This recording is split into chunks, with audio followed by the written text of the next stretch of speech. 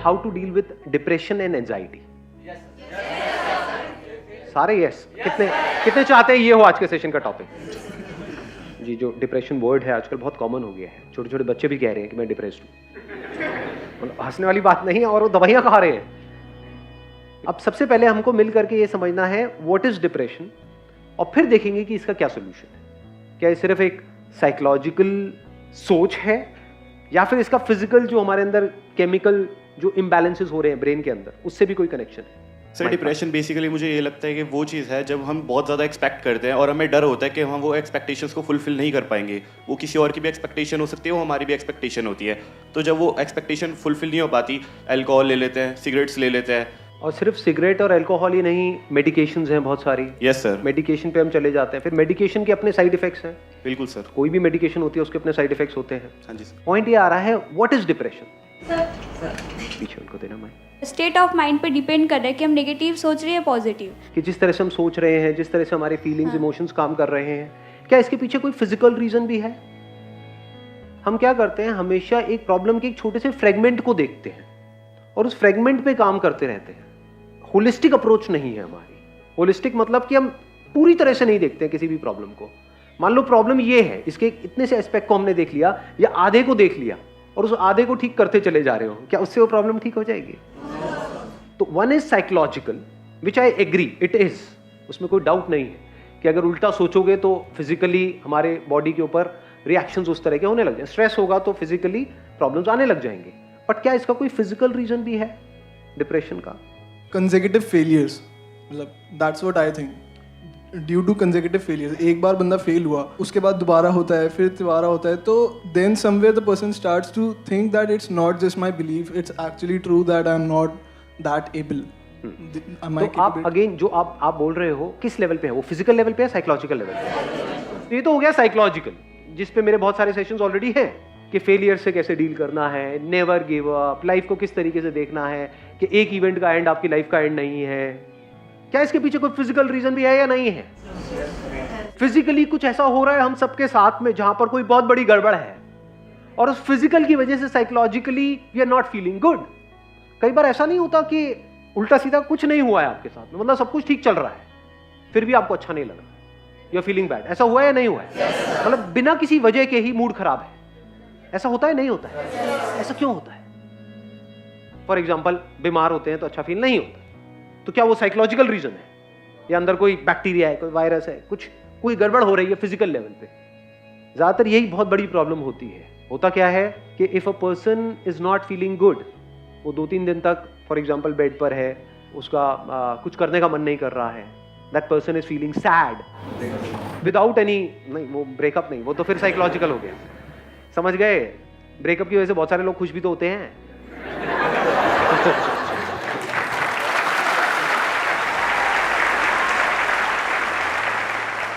ध्यान से समझ लेना, आप किसी डॉक्टर के पास में जाओगे तो वो साइकोलॉजिकल पे ज्यादा ध्यान नहीं देगा।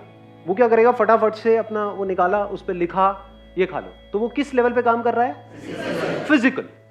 और एक्चुअल में साइकोलॉजिकल लेवल पे आपको खुद काम करना होता है, कोई और आपके लिए नहीं कर सकता है। बाहर से कोई कितना भी बोलता रहे, चाहे वो डॉक्टर बोल रहा है, चाहे मैं बोल रहा हूं, चाहे कोई और बोल रहा है, इतना फर्क नहीं पड़ता है जब तक कि आपके खुद के अंदर से ना आ जाए कि मुझे अपनी थिंकिंग को चेंज करना है। तो साइकोलॉजिकली अपने आप को कैसे ठीक करना है, वो किसके हाथ में कंट्रोल है? पूरी तरह से आपके हाथ में है। पहले तो इसको अच्छे से समझ लो। जिसने सोच लिया कि नहीं अब बहुत हुआ, अब मुझे आगे बढ़ना है लाइफ में, 1 सेकंड में बाहर, मतलब 1 महीने तक बैठ करके रो रहे थे, ऐसा होता है लाइफ में? नहीं होता है। कुछ गड़बड़ हो गई, पड़े हुए हैं, अरे यार सब खत्म हो गया, सब बर्बाद हो गया, अब कुछ नहीं बचा है, अब तो कुछ हो ही नहीं सकता है, मेरी जिंदगी झंड है, ये सब उल्टा सीधा अपने आप को बोले चले जा रहे। एकदम से एक मूवमेंट नहीं आता है, चल खड़ा हो आगे बढ़े यार, कोई बात नहीं, क्या हो गया, और एकदम से सब कुछ बदल जाता है। इसको बोलते हैं साइकोलॉजिकल। उस वक्त अगर फिजिकल भी जो हमारी बॉडी का जो केमिकल लोचा है वो हमारा साथ दे तो और अच्छा हो जाएगा। यही तो दवाइयां करती है, जो डॉक्टर्स दवाइयां देते हैं उससे क्या होता है, अंदर जो फिजिकल लेवल पे गड़बड़ हो रही होती है उसको वो संभाल लेते हैं, उसके भी सिम्टम्स को संभालते हैं, कॉज को नहीं। आज हम कॉज पे जाने वाले हैं, दोनों में फर्क समझ आ रहा है? कुछ सिम्टम्स हैं। सिम्टम्स क्या होते हैं फिजिकल लेवल पे? कुछ तरह के केमिकल्स हैं जो रिलीज होने चाहिए हमारे अंदर ब्रेन में। फॉर एग्जाम्पल सेरोटोनिन है, डोपामीन है, कॉर्टिसोल तो स्ट्रेस हार्मोन होता है बेसिकली। कुछ ऐसे केमिकल्स हैं जो रिलीज होने चाहिए, वो रिलीज नहीं हो रहे हैं, तो you are feeling bad without any reason. उसके साथ में कुछ और भी उल्टे सीधे थॉट्स चल रहे हैं, तो और एक साइकिल घूम रही है। उन थॉट्स की वजह से और बुरा लग रहा है, जितना बुरा लग रहा है और थॉट्स आ रहे हैं। जब मूड खराब होता है तो कैसे गाने सुनने का मन करता है? समझ रहे हो ना क्या हो रहा है? और जितने सैड गाने सुनते हो क्या होता है? और सैड। और जब मूड बहुत बढ़िया होता है तब कैसे गाने सुनने का मन करता है? एनर्जेटिक। समझ रहे हो ना ये कैसे एक दूसरे को इंपैक्ट करता है, फिजिकल और साइकोलॉजिकल। इन दोनों को अगर हम समझ पाएं और इन दोनों लेवल्स पे अच्छे से काम करें, तब जाकर के इस प्रॉब्लम का हम एक्चुअल में परमानेंट सॉल्यूशन निकाल पाए। अब इसको ध्यान से समझ लेना, मतलब फिजिकली क्या गड़बड़ होती है, कुछ ऐसे केमिकल्स हैं जो रिलीज होने चाहिए हमारी ब्रेन में, वो नहीं होते हैं, जिसकी वजह से वी स्टार्ट फीलिंग बैड। और कुछ ऐसे केमिकल्स हैं जो रिलीज नहीं होने चाहिए, फॉर एग्जांपल कॉर्टिसोल, वो रिलीज होता चला जाता है, स्ट्रेस हार्मोन भी बोलते हैं उसको। तो ये मेडिकेशंस क्या करती है, उसको ब्लॉक करती है जो रिलीज नहीं होना चाहिए, और जो होना चाहिए उसको आर्टिफिशियली क्रिएट कर देती है, वो रिलीज होने लग जाता है, तो आपको अच्छा फील होने लग जाता है। दवाई लेते एकदम से अच्छा फील होने लग जाता है। बट क्या ये परमानेंट सोल्यूशन है? बीमारी का इलाज करने के दो तरीके हैं। एक है बीमारी के जो सिम्टम्स हैं सिर्फ उसका हम इलाज करें, एक है बीमारी की जड़ को काट दें। फॉर एग्जाम्पल गाड़ी में आपके फ्यूल नहीं है और आप साइकोलॉजिकली बड़ा अच्छा सोच रहे हो, मुझे वहां जाना है, ये मेरा गोल है, मैं इतनी स्पीड पे चलाऊंगा, सारा प्लान बना लिया, गाड़ी में फ्यूल ही नहीं, दबाए चले जा रहे रेस। तो रीजन क्या है? फिजिकल है, साइकोलॉजिकल है? फिजिकल है। ऐसे ही बॉडी में अगर हमारे फ्यूल ही नहीं है या फ्यूल में ही मिलावट है तो रीजन फिजिकल हो गया। मान लो किसी का पेट ब्लॉक है, 4-5 दिन से काम ही नहीं हुआ है और वो यहां पर बैठे हुए हैं, बैठे होंगे,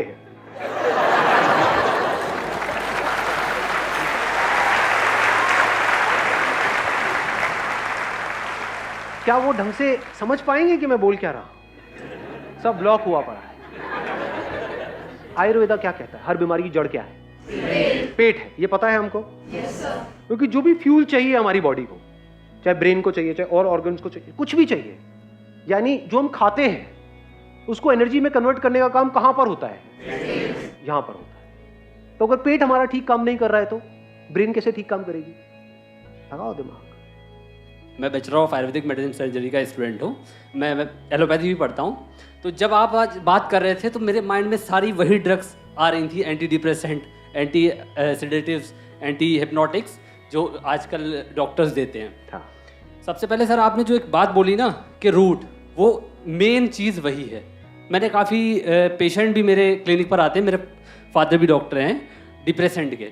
तो हम लोग क्या करते हैं, उन्हें एंटी सेडेटिव जो ड्रग है हमने उन्हें दे दी, जिससे कि माइंड रिलैक्स हो गया। अब क्या है, बंदा सो गया, तो उस बंदे को ये सोचना चाहिए कि जो मैंने मेडिसिन ली है आखिर वो कर क्या रही है। वो ये कर रही है ना कि वो मुझे सुला रही है, तो क्यों सुला रही है? डॉक्टर क्यों कर रहा है ऐसा? वो इसलिए कर रहा है ताकि आप जो है सोचे ना, माइंड आपका ज़्यादा ना सोचे। ओवर थिंकिंग, जब आप ओवर थिंकिंग में पहुंचते हैं ना तो ये सारी चीज़ें आपके साथ होती हैं, तो सब कुछ स्ट्रेस्ड आउट हो जाता है। Stressed out. देखो क्या होता है, जब हम बहुत ज़्यादा सोच रहे होते हैं, सोचते रहते हैं, तो अगर आप ध्यान से ऑब्जर्व करोगे ना अपनी बॉडी को, बॉडी कॉन्ट्रैक्ट होने लग जाती है। जब भी आप बहुत ज्यादा सोचते हो तो सब कुछ कॉन्ट्रैक्ट होने लग जाता है। ऐसा होता है, नहीं होता है? ये जो मेडिकेशन है क्या करती है, जो चीज एक तरीके से सिकुड़ गई है, कॉन्ट्रैक्ट हो गई है, उसको थोड़ी देर के लिए रिलैक्स कर देती है। ऐसे ही होता है? यस सर, यही होता है। एक स्टेप और आगे बढ़ते हैं आप, और बताओ। हाँ, तो सर यही कंडीशन ना, जैसे कि अब आप एंटी सेडेटिव ड्रग ले रहे हैं, तो वो जब आप लॉन्ग टर्म के लिए ले लेंगे ना, तो एक कंडीशन वो आएगी सर, आपको उतनी डोज से नींद नहीं आएगी फिर। ये इसका साइड इफेक्ट, जो आप सर बात कर रहे हैं, डोज बढ़ानी पड़ेगी। हाँ, डोज बढ़ानी पड़ेगी। तो इससे क्या होगी कंडीशन, आगे के लिए हमारे लिए बहुत प्रॉब्लम हो जाती है उस ड्रग से। और एक प्रॉब्लम और है मेडिकेशन में, वो भी मैं यहाँ पे क्लियर कर देता हूँ। मेडिकेशन क्या कर सकती है, एक तो जो आपकी बॉडी स्ट्रेस्ड आउट हुई पड़ी है, ब्रेन स्ट्रेस्ड आउट है, आपके ऑर्गन स्ट्रेस्ड आउट है, उसको रिलैक्स कर दिया। दूसरी तरफ से ये क्या कर सकती है, आपको उठा सकती है, कुछ ऐसे केमिकल्स रिलीज कर सकते हैं जिसकी वजह से आप एक्साइटेड हो जाओगे। ये दोनों ही स्टेजेस अगर नेचुरल ना हो तो खतरनाक है। जैसे कि सर कैफीन होती है, हाँ, जैसे कि हम लोग चाय पीते हैं तो उसमें कैफीन होता है। हाँ। तो कैफीन हमको हैप्पी हार्मोन्स रिलीज कराता है, हमको बहुत अच्छा लगता है। हम लोग क्यों कहते हैं चाय पीनी है, हमको चाय पीने के बाद अच्छा लगता है। हाँ। उसमें कैफीन होता है। हाँ सर, यही सब। राइट। हाँ, एक मिनट रुको, अभी हम और बात करेंगे। नहीं, सही है, क्योंकि टेक्निकली भी बात हो रही है ना। Is over thinking a problem? It is not a problem. क्योंकि कुछ भी काम आपको करना है तो आपको सोचना पड़ता है। क्या लगता है ये जो एथलीट्स हैं, क्रिकेटर्स हैं, जब ये खेल रहे होते हैं, इनकी थॉट प्रोसेस किस लेवल पे चल रही होती है? तेजी से सोच रहे होते हैं, बहुत धीरे सोच रहे होते हैं? तो speed of thinking is not a problem. Thinking is not a problem. अगर उस थिंकिंग में कॉन्फ्लिक्ट है तो प्रॉब्लम है। अगर उस थिंकिंग में क्लैरिटी नहीं है तो प्रॉब्लम है। क्लैरिटी है तो जितना मर्जी सोच लो, कोई दिक्कत नहीं है।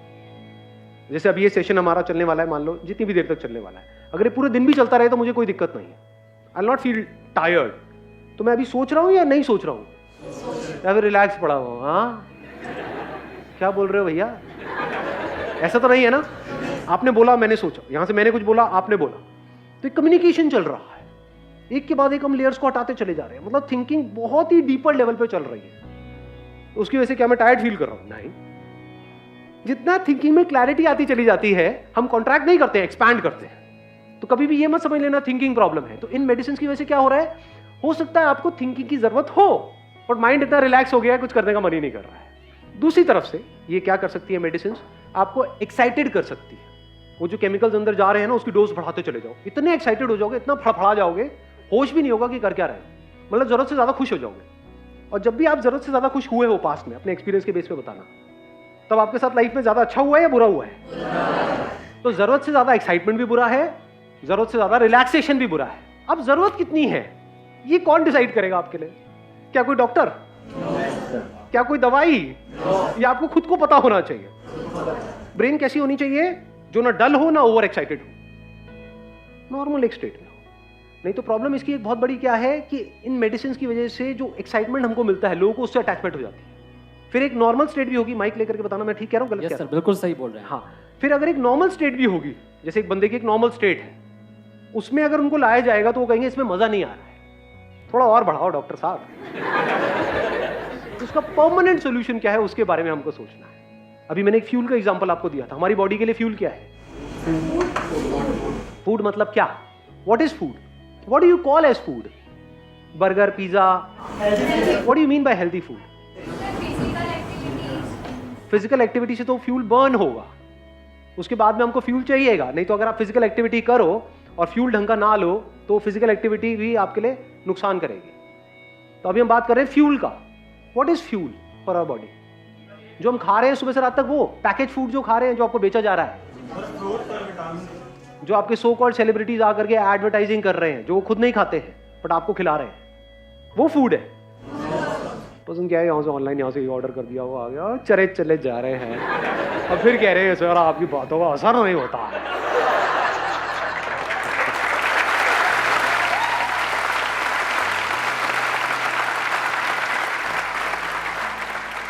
डाइट के बारे में एटलीस्ट बेसिक नॉलेज आप गैदर कर लो। ये जो वाइट चीजें होती है उसको अवॉइड करो। वाइट क्या है? शुगर, सॉल्ट, वाइट ब्रेड, ये सब जो वाइट चीजें होती है ना, उससे थोड़ा सा बच करके रहो। तो अब फ्यूल क्या है? फ्यूल सिर्फ खाना नहीं है, ये बहुत बड़ी गलतफहमी है। घोड़ा क्या खाता है? चने। तो अगर हम खिला दे तो खाता है, चने कहां से खाएगा वो?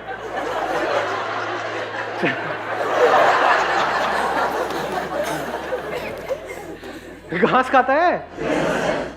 दम होता है घोड़े में? नहीं होता है। तो घास खाना है क्या? कर दी ना घोड़ों वाली बात।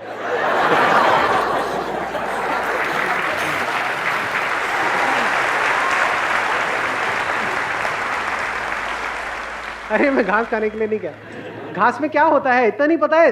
मतलब कोई साइंस बैकग्राउंड से नहीं है? क्लोरोफिल नहीं होता है? क्लोरोफिल मतलब क्या? कहां से बनता है वो? सनलाइट से। तो इनडायरेक्टली क्या घोड़ा सनलाइट नहीं खा रहा है? सनलाइट में एनर्जी है या नहीं है? Vitamin D. अब देख लो ये क्या गड़बड़ हो रही है। सनलाइट मतलब विटामिन डी। सनलाइट का रोल सिर्फ विटामिन डी तक है, या सनलाइट के जो हजारों लाखों फायदे हैं उसमें से एक है विटामिन डी? तो फ्यूल मतलब सिर्फ खाना नहीं, that is just one aspect of fuel.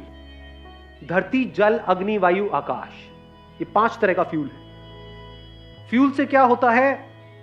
अगर फ्यूल सही जाए हमारी बॉडी में, आपको मेडिसिन की जरूरत नहीं है। If you take the right kind of food for your body, that food is medicine without any side effects. You don't need additional medicine, अगर फूड को ही आप ठीक कर लो तो। Does it make sense? तो पहला क्या आया? धरती। धरती से रिलेटेड क्या आ गया? फ्रूट्स, वेजिटेबल्स, ये वो। दूसरा क्या है? धरती, जल, पानी। पानी की कमी हो गई तो अपने आप ही बुरा फील होना शुरू हो जाएगा। खाना उल्टा सीधा खाओगे, अपने आप ही बुरा फील होना शुरू हो जाएगा। धरती, जल, अग्नि, मतलब सनलाइट। मैं आपको बेसिक सा एक फंडा बता रहा हूं। डिप्रेशन का इससे डायरेक्ट कनेक्शन है, इनडायरेक्ट नहीं है। आपको एक डार्क कमरे में ले जाकर के बंद कर दिया जाए 7 दिन के लिए, अंधेरे कमरे में, तो एक नॉर्मल बंदा भी डिप्रेशन में चला जाएगा। और अगर आपको खुले में छोड़ दिया जाए, घोड़े की तरह, घोड़ों के साथ में, घोड़े भी भाग रहे हैं, आप भी भाग रहे हैं, और कुछ लोग अगर घास खाना चाहे तो खा सकते हैं, तो क्या होगा एक हफ्ते बाद? बताने की जरूरत ही नहीं, ऑब्वियस है। इसके बाद कौन सा आया? वायु, मतलब हवा। हवा कैसी है हमारे आसपास में? यहाँ पे दिल्ली में बढ़िया है, पॉल्यूटेड है। लास्ट क्या है? आकाश। आकाश मतलब स्पेस। आपको एक छोटे से कमरे में बंद कर दिया जाए, वहां अच्छा लगता है या खुले में अच्छा लगता है? किसी पहाड़ के टॉप पे अच्छा लगता है? तो आप कहोगे कि आप पहाड़ पे चले जाए? नहीं जी, घर पे जहां भी रहते हो, किसी अपार्टमेंट में रहते हो, उसकी छत पे तो जा सकते हो। वहां पे छत पे जा करके अच्छा लगता है। तो क्या स्पेस फ्यूल है या नहीं है? इस पे हमारा कितना ध्यान है? या ध्यान है सिर्फ और सिर्फ थॉट्स पे? नंबर 1 थॉट्स कि मुझे ये करना है, वो करना है, वो करना है, मेरे साथ ये हो गया, वो हो गया। दूसरा, अब मैं इसको ठीक कैसे करूं, ठीक कैसे करूं, ठीक कैसे करूं। I am not too sure आप में से कितनों को एक्चुअल में पता भी होगा कि हेल्थ की जो पीक स्टेट होती है वो कैसी होती है, जब बॉडी, माइंड, इंटेलेक्ट और जो हमारी बाकी की सारी एनर्जीज हैं वो परफेक्टली काम कर रही होती है। नेचुरोपैथी के कुछ सेंटर्स हैं वर्ल्ड वाइड, इंडिया में बहुत सारे हैं और बहुत ही रीजनेबल रेट पर है। कोई भी दवाई खाने से पहले डिप्रेशन एटलीस्ट 7 दिन के लिए, मिनिमम 7 दिन के लिए, 7 दिन के लिए जाओ जहां पे खाना ढंग का मिले, पानी अच्छा मिले, हवा साफ सुथरी हो, सनलाइट मिले। उसके अलावा और भी बहुत सारे वहां पे ट्रीटमेंट्स होते हैं, मिट्टी विट्टी पूरा लगा करके लिटा देते हैं कहीं पर भी। ऐसा ना हो कहीं जाओ और मैं भी साथ में, सर आप भी।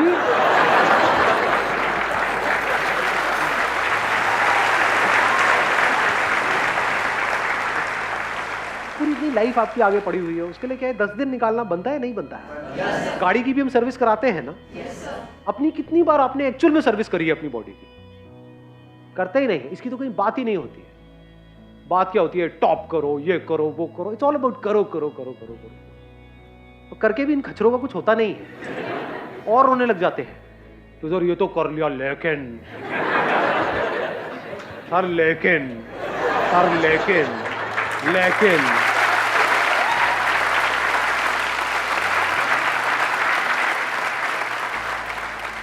फिजिकली ठीक का मतलब क्या और खराब का मतलब क्या? डिस ईज, इसी में इसका मीनिंग छुपा हुआ है। Dis ease, when you are not at ease, that is disease.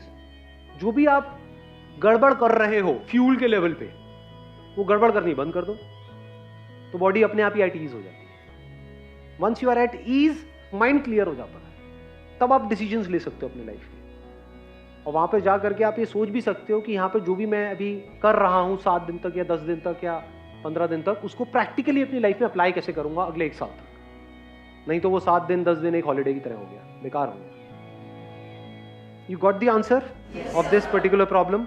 क्योंकि हो सकता है अभी आप में से कोई इसको फेस नहीं कर रहा है, लेकिन जिस तरह का हमारा लाइफस्टाइल है, जिस तरह का स्ट्रेस है, जिस तरह से कॉम्पिटिटिव एनवायरनमेंट है, आने वाले टाइम में आप सब इस सिचुएशन को फेस करने वाले हो। तो इस प्रॉब्लम को फेस करने के लिए, यानी साइकोलॉजिकल लेवल पे जो गड़बड़ है उसको फेस करने के लिए बॉडी आपका साथ दे तो बेटर है। Wish you all the very best. Thank you so much for coming.